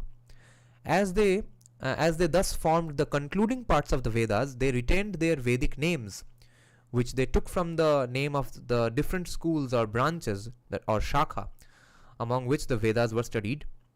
Thus the Upanishads attached to the Brahmanas of the Aitareya and Kaushitaki schools are called respectively Aitareya and Kaushitaki Upanishads. Those of the Tandins and Talavakaras of the Samaveda are called Chandogya and Talavakra or Kena Upanishads. Those of the Taittiriya school of the Yajurveda form the Taittiriya and Mahanarayana of the Katha school of Kataka, of the Maitrayani school the Maitrayani. Okay, so these are the different names of Upanishads, but they get their names from the different schools of thought in Vedic teaching. So they didn't change the name of their schools of thought. The Brihadaranyaka Upanishad forms part of the Shatpat Brahman of the Vajasanai schools. The Isha Upanishad also belongs to the later school, but the school to which Shvetashvatara belongs cannot be traced and has probably been lost because of invasions and Nalanda University getting destroyed, Vikramshila getting destroyed, Takshashila getting destroyed. The presumption with regard to these Upanishads is that they represent the enlightened views of the particular schools among which they flourished and under whose names they passed. They were students and philosophers and rishis from those schools of thought, but when they later shifted their focus to the mind and what was that marg? Let me just check this out once again. Yeah, Gyan Marg. When they decided to go travel on Gyan Marg as opposed to Karma Marg, then they did not change the names of their school of thought. Maybe because they thought that it's too much of a hassle, or they thought that this is the natural gradual evolution of Vedic thought. So why bother to change the name of the school of thought we belong to? So the presumption with regard to these Upanishads is that they represent the enlightened views of the particular schools among which they flourished and under whose names they passed. A large number of Upanishads of a comparatively later age were attached to the Atharva Veda. A large number of Upanishads of a comparatively later age were attached to the Atharva Veda, most of which were named not according to the Vedic schools but according to the subject matter with which they dealt. Okay, so अभी Upanishads, which is a Vedanta, उस वेदांत के चीज़ें एक वेद में ही घुस गया. It may not be out of place here to mention that from the frequent episodes in the Upanishads in which the Brahmins are described as having gone to the Kshatriyas for the highest knowledge of philosophy, as well as from the disparateness of the Upanishad teachings from that of the general doctrines of the Brahmanas, and from the allusions, that is references to the existence of philosophical speculations amongst people in Pali works, it may be inferred that among the Kshatriyas in general there existed earnest philosophic enquiries, which must be regarded as having exerted an important influence in the formation of the Upanishad doctrines. This is the most fascinating thing I've read in this book so far. Did you guys know about this? This is the first time I'm hearing of this. This is absolutely insane. Frequent episodes in Upanishads have described that Brahmins were going to Kshatriyas for highest knowledge of philosophy. ये कैसे हो रहा है? So the author is saying that there are things that we can list here by which we will conclude that that Kshatriyas in general existed, in Kshatriyas there existed a general earnest philosophic inquiry. Okay, तो ये कैसे infer कर रहे हैं? How are they reaching this conclusion? By noticing that Brahmins used to go to Kshatriyas for highest knowledge of philosophy. I needed to underline this. When is my physical copy going to arrive, man? Brahmins going to Kshatriyas for the highest knowledge of philosophy.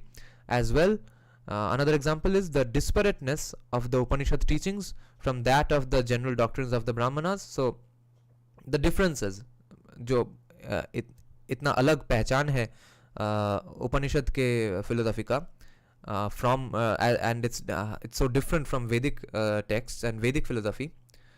The disparateness of the Upanishad teachings from that of the general doctrines of the Brahmanas. And the third example they use to draw that particular conclusion, which is this third example, is that reference किया है किसको, कि existence of philosophical speculations amongst the people in Pali works. पाली में जितने लोग बात करते थे उनके लिटरेचर में देखा गया है कि ये फिलोसॉफिकल स्पेकुलेशन था. इससे दिस ऑथर ये कंक्लूड कर रहे हैं कि क्षत्रियज में ये जनरल अर्नेस्ट फिलोसॉफिक इंक्वायरी का एक टेंडेंसी था, and which must be regarded as having exerted an important influence. वो क्षत्रिय लोगों का जो फिलोसॉफिक इंक्वायरी का टेंडेंसी था, that tendency, the philosophic Kshatriyas, the warrior poets, so to speak, they had an important influence in formation of the Upanishad doctrines. This is extremely important and fascinating. There is thus some probability in the supposition that though the Upanishads are found directly incorporated with the Brahmanas, it was not the production of the growth of Brahmanic dogmas. It was not the production of the growth of Brahmanic dogmas alone, but that non-Brahmanic thought as well must have either set the Upanishad doctrines afoot or have rendered fruitful assistance to their formulation and cultivation, though they achieved their culmination in the hands of the Brahmins. But a lot of Kshatriya philosophy also entered into Upanishads. This is the conclusion. Okay, let's check some comments. Vedant means Shirsha of Vedas, not end. Yeah, Kautilya Admirer, that is the debate that is being addressed here as well. Vedant means Shirsha of Vedas, not end. Abhay Singh, Nirajanda to Bangal, as in Ghoti Bangal, Purush hai. Yeah. Nirajanda originally is Bengali, while my surname is originally West Bengali. Yeah. Brahmins going to Kshatriyas for philosophical knowledge, yes. Upanishads padhna hoga kabhi na kabhi. Okay, Kautilya Admirer is saying Upanishads are said and heard by Brahmins, so how Kshatriyas had an influence on Upanishads. उसके लिए तो उपनिषद को ही पढ़ना पड़ेगा, सब उपनिषद पढ़ना पड़ेगा, because the author is saying that पढ़ना पड़ेगा. This is why. What we are reading is not the primary source, right? We are essentially reading a gigantic 5-volume technical paper on Indian philosophy. तो primary source जब हम पढ़ेंगे, this is why I am doing this live streams, तब हम जान पाएंगे कि whether he was right or not. We'll have to draw our own conclusions someday. Okay, let me have a sip of coffee and then we'll start the next sub chapter, which is called Brahmanas and the early Upanishads. Maybe we'll get the answer to your question here only. Author is wrong. Well, we'll find out for ourselves. You may have the answer because you might have read more than me on this, but I have not read, so I am not drawing any conclusions right now. I'll read this entire book, then I'll read the primary source, and then I'll draw my conclusions. Because what they are saying is that there was a debate on what you are saying versus what the author is saying. So the author is also not exactly okay. The author might be wrong on this if you know better, but the author is not drawing a conclusion on whether Vedanta was the end of Veda or not. They are saying that this debate has always existed.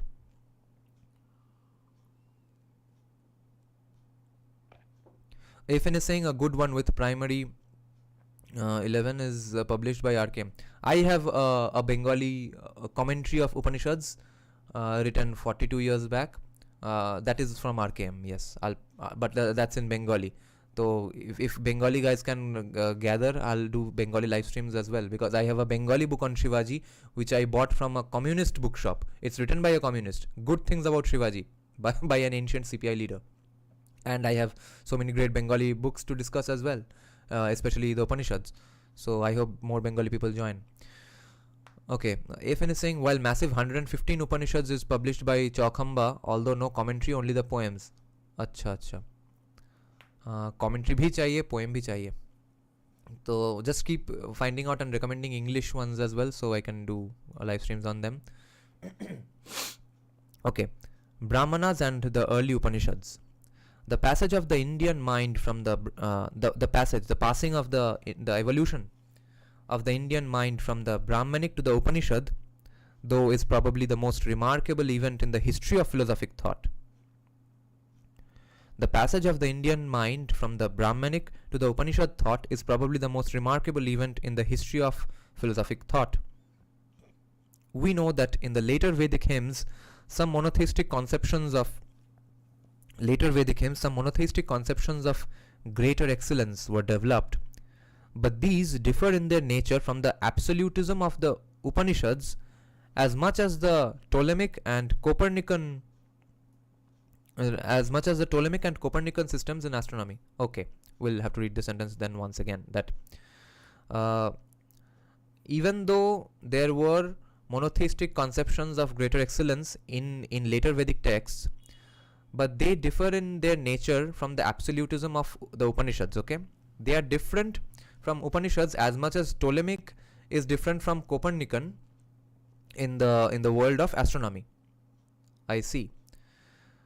So the direct translation of Vishwakarman or Hiranyagarbha into the Atman and the Brahman of the Upanishads. Okay, the direct translation of Vishwakarman or Hiranyagarbha into the Atman and the Brahman of the Upanishads seems to me to be very improbable, though I am quite willing to admit that these conceptions were swallowed up by the Atman doctrine. These conceptions were swallowed up by the Atman doctrine when it had developed to a proper extent. Throughout the earlier Upanishads, no mention is to be found of Vishwakarman. Throughout the earlier Upanishads, no mention is to be found of Vishwakarman, Hiranyagarbha or Brahmanaspati, and no reference of such a nature is to be found as can justify us in connecting the Upanishad ideas with those conceptions. Okay. The word Purusha no doubt occurs frequently in the Upanishads, but the sense and the association that comes along with it are widely different from that of the Purusha Sukta of the Rig Veda. Okay. Quarterly Admirer ने कुछ message उड़ा दिया.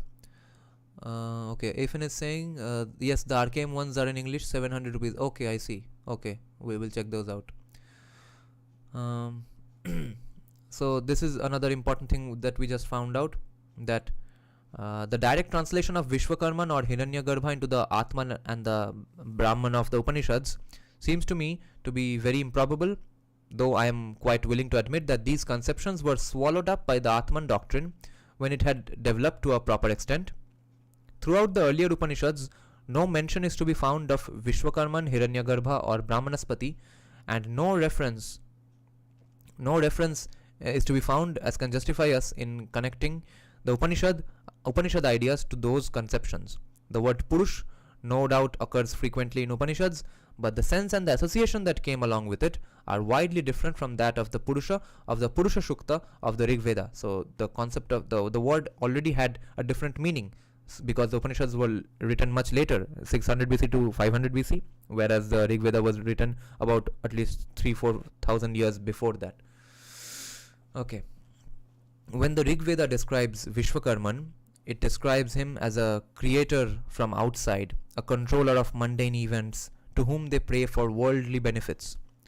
What was the position? We are getting into the quotes from the mantra itself. What was the position? Which and whence was the principle from which the all-seeing Vishwakarman produced the earth and disclosed the sky by his might?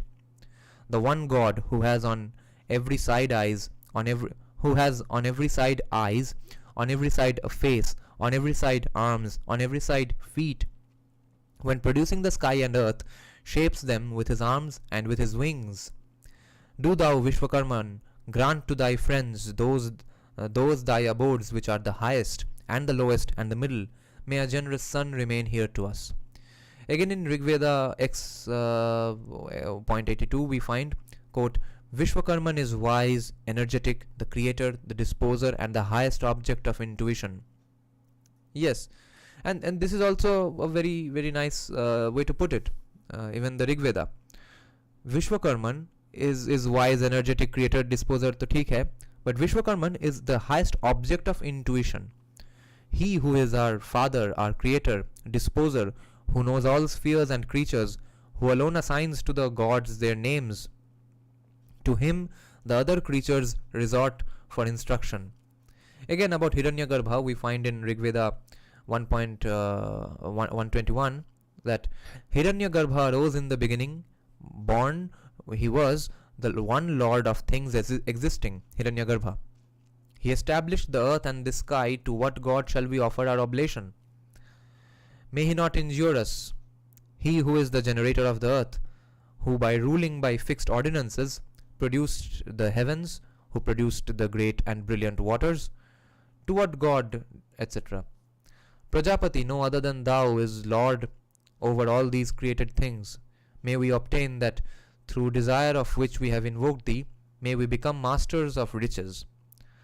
Speaking of the Purusha, the Rig Veda says, Purusha has 1,000 heads, 1,000 eyes, 1,000 feet. On every side enveloping the earth, he transcended it by a space of 10 fingers. He formed those aerial creatures. Okay. On every side, Purusha has 1,000 eyes, 1,000 heads, 1,000 feet. On every side enveloping the earth, he transcends it by a space of 10 fingers. Just this much difference. He formed those aerial creatures. He formed those aerial creatures and the animals, both wild and tame, etc. Even that famous hymn, which begins with that there was then neither being nor non-being, there was no air nor sky above, with saying, ends with saying, from whence this creation came into being, whether it was created or not, he who is in the highest sky, its ruler, probably knows or does not know. Okay, Kautilyan admirer, I know you have a disagreement on whether Vedas, Upanishads are Vedanta or not, but check out this. Check out this concept. Do you agree or disagree with this this approach to looking at this, right? That they are not giving the answer, they are merely presenting to us a discourse, a debate, basically. That this Rig Veda 129 is the most fascinating thing I've read all week. Even Manusmriti was fascinating, Brahma Puran was fascinating, man. The nice times are going on. All the fascinating parts are happening in the same week. So,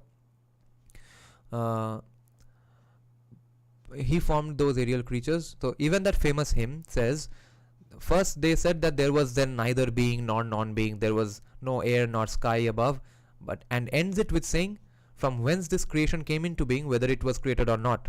See, they don't give the answer. They say, whether it was created or not, he who is in the highest sky, its ruler, he probably knows or maybe does not know. They give both answers, both sides of the ideas. This is absolutely nice.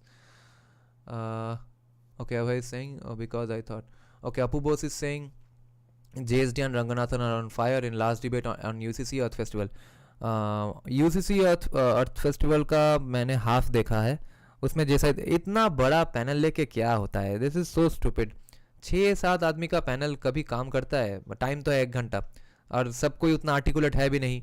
इधर उधर फालतू का flowery language use करेंगे, लंबा लंबा sentence बोलेंगे, slowly बात करेंगे, तब हर कोई को 1-2 सेंटेंस ही मिलेगा. So pointless. But Anand Ranganathan did a good job on the UCC debate. I haven't seen it full, but yes, he screwed up the Salvatore Babone panel conversation. So in the Upanishads, however, this position is entirely changed, and the center of interest there is not a creator from outside, but in the self. The natural development of the monotheistic position of the Vedas could have grown into some form of developed theism. Okay, Kautilya Admire is saying, this is Brahman of Upanishads. Yes, okay. This so what? Okay, you are saying that in the Upanishads, this is what is considered to be Brahman.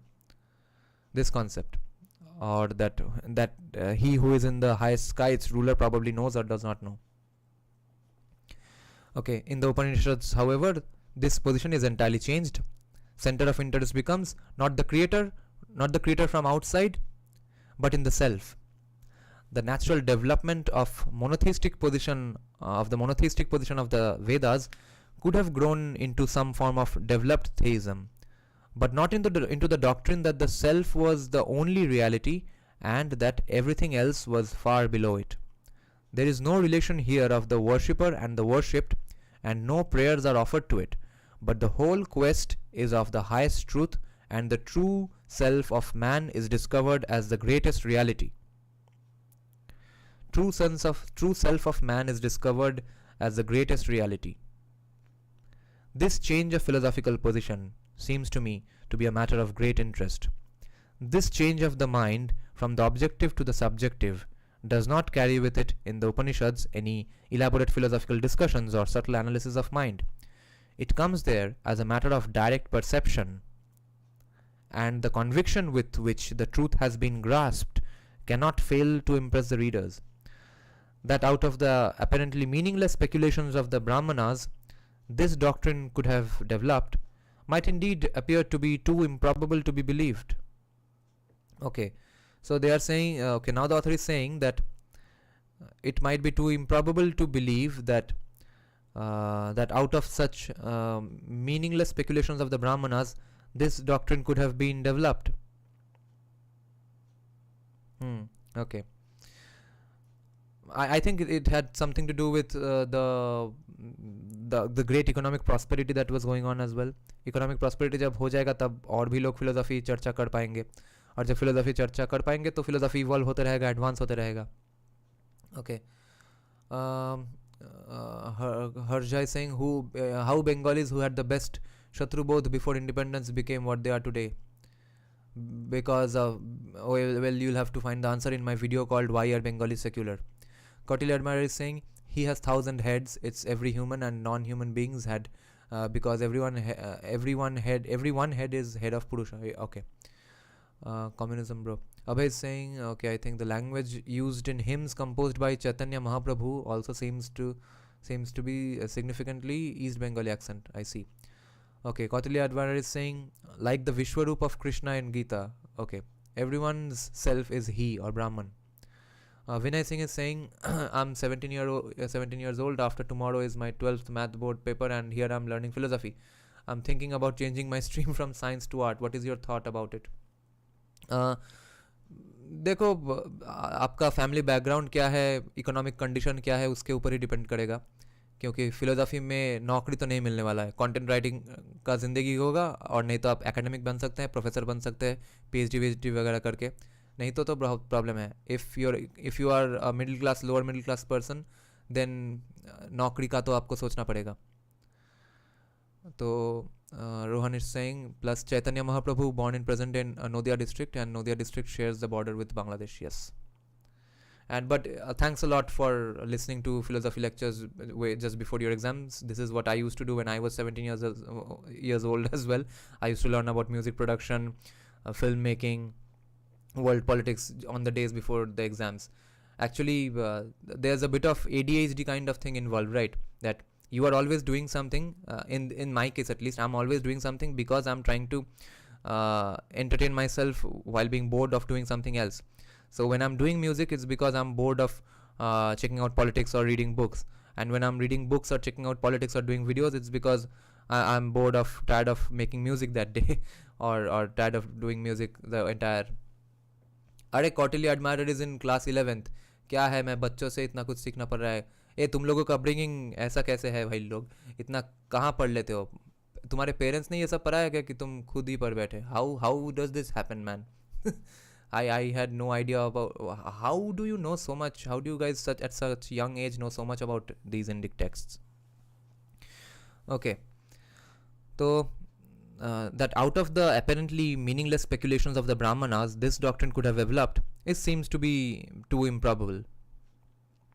On the strength of the stories of Balaki Gargya and Ajatashatru, Svetaketu and Pravahana Jayabali and Aruni and Ashwapati Kaikeya, Garb thinks that it can be proven that the Brahman's profoundest wisdom, the doctrine of all one, which has exercised an unmistakable influence on the intellectual life even of our time, did not even have its origin in the circle of Brahmins at all, and that it took its rise in the ranks of the warrior caste.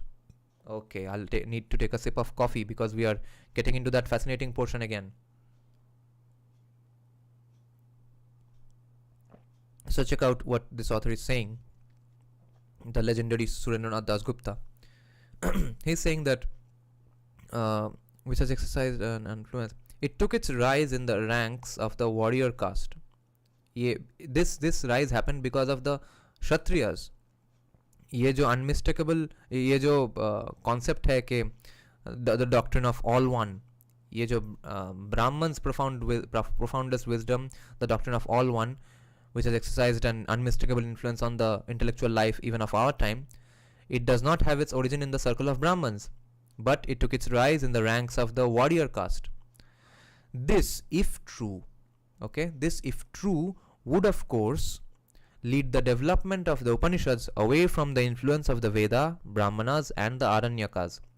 But do the facts prove this? Okay, now probably we are going to get to address the question raised by Kautilya admirer here. Okay.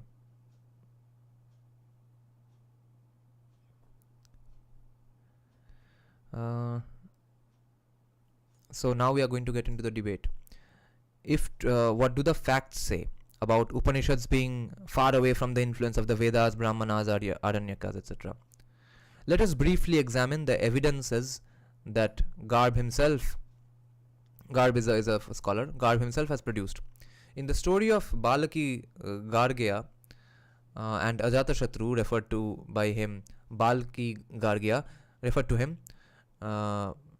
to by him the story of Balaki Gargya and Ajatashatru.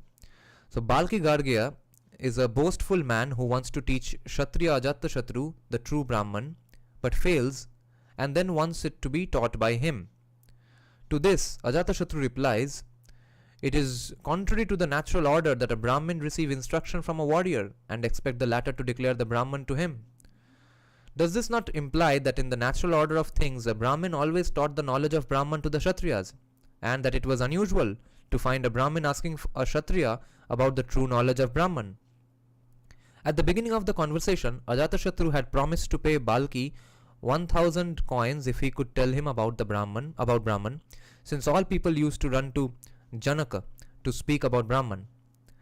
The second story of Shvetaketu and Pravahana Jayabali seems to be fairly conclusive with regard to the fact that the transmigration doctrines, जो आत्मा इस शरीर से जाके उस शरीर में जाता है, ये जो theory है, it now in the second story of Shvetaketu and Pravahana Jayabali seems to be fairly conclusive with regard to that concept of transmigration doctrines. The way of the gods, Devayana, and the way of the fathers, Pitrayana, had originated among the Kshatriyas, but it is without any relevancy with regard to the origin of the superior knowledge of Brahman as the true self.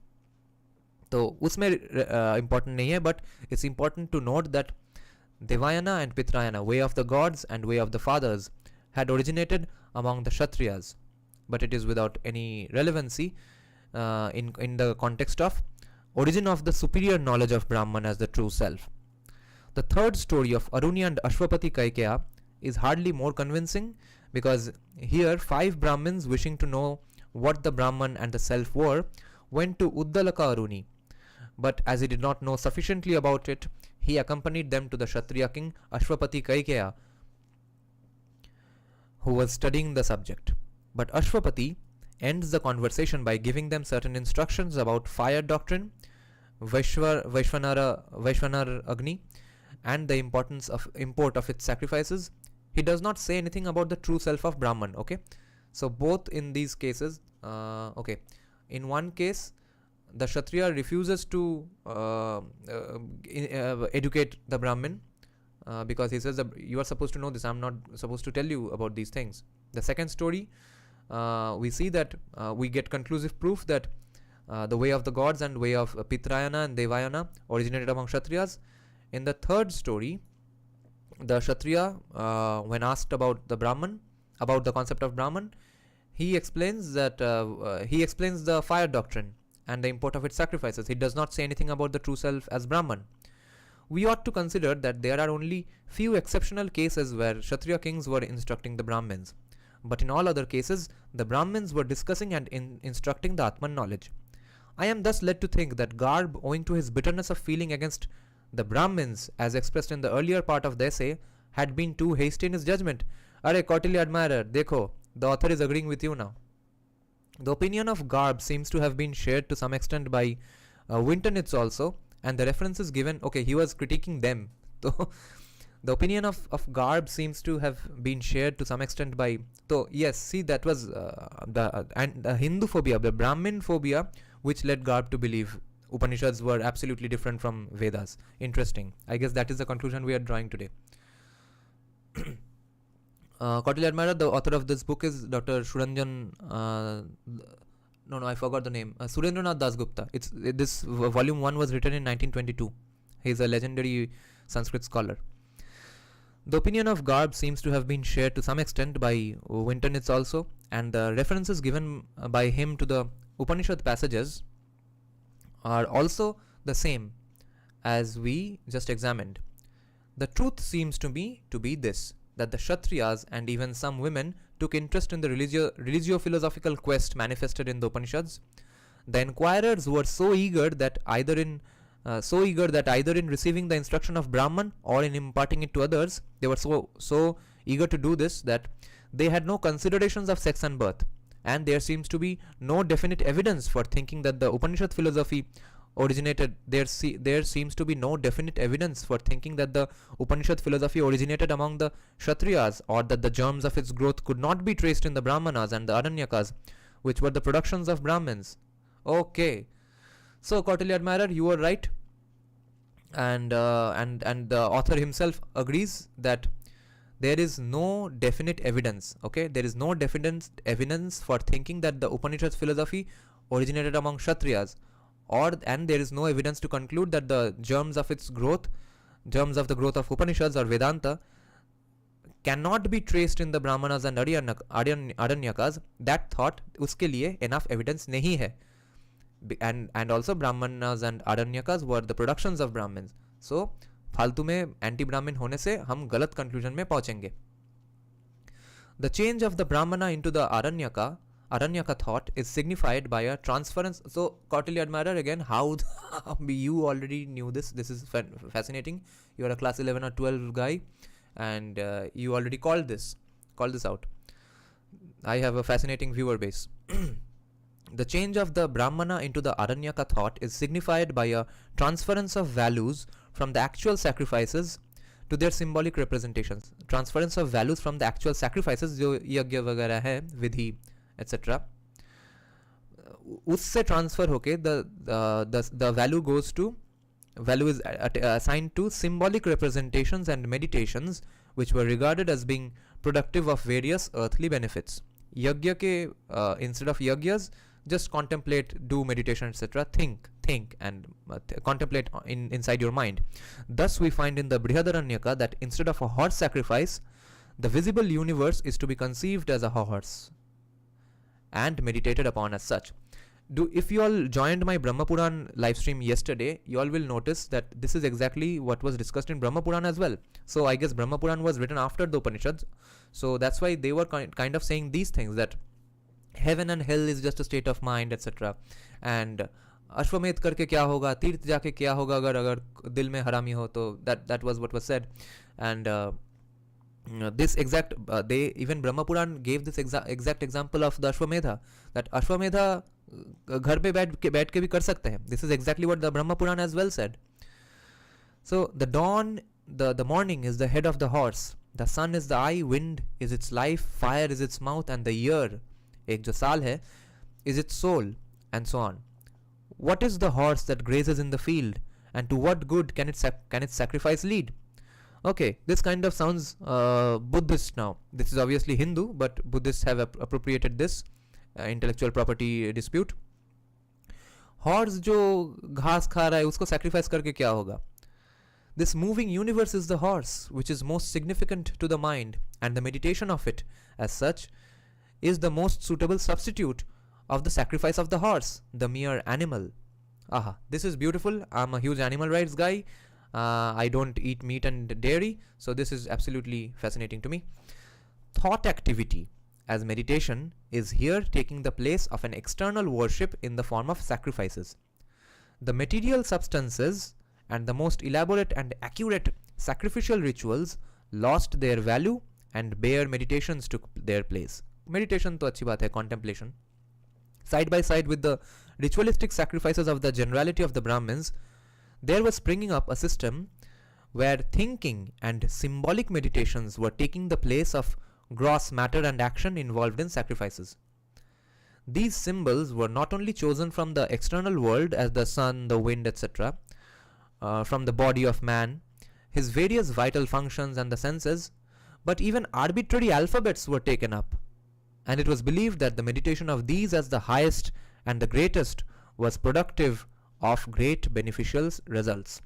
क्योंकि एक ideal तो सोचना है कि तो वो ideal symbolism में कुछ नेचर से भी ले सकते हैं या फिर कुछ लेटर्स में भी असाइन कर दे सकते हैं, जैसे कि ओम.